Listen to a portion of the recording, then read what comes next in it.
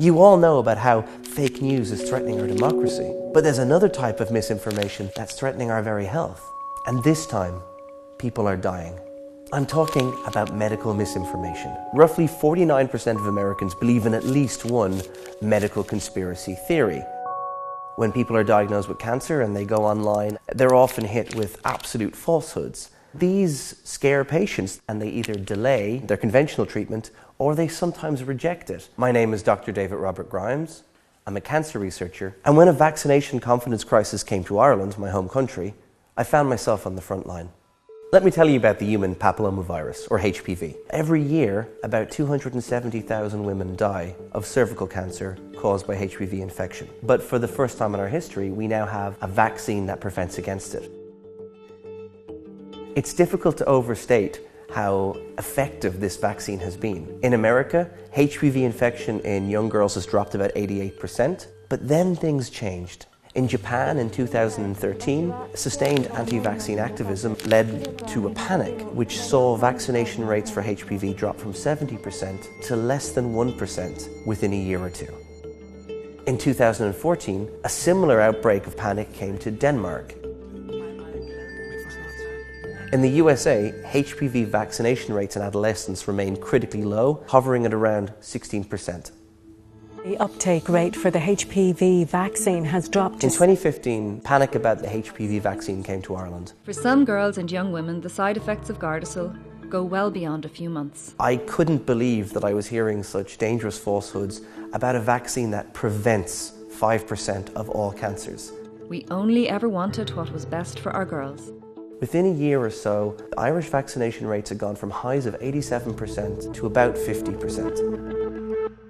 It starts with this. As rational as we like to think we are and as logical, the truth is that we emote first and we reason later. And I watch my baby go boom and hit the ground. You'll often see a scare story that says, particularly a teenage girl has had an adverse effect to this vaccination. I believe with all my heart that the Gardasil vaccination did this to her. And it'll be delivered in a very frightening way that captures your attention. I was such an intelligent girl, and now I've just got this fog over my mind. It doesn't matter that the stories lack any veracity. What matters is they scare us. And in scaring us, we remember them. And in remembering them, we afford them more weight than they deserve. And so starts a vicious cycle. This explains why lies about the HPV vaccine were able to do so much damage in so many countries. But in Ireland, what really changed the situation was a woman called Laura Brennan.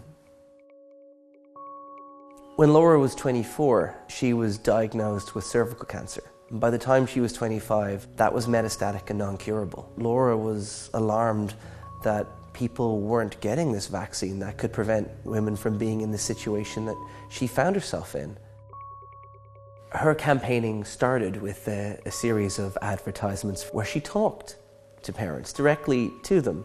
Protect our future. She was on talk shows, she was interviewed in magazines. If anything good comes out of this, I would hope parents would get their daughters vaccinated.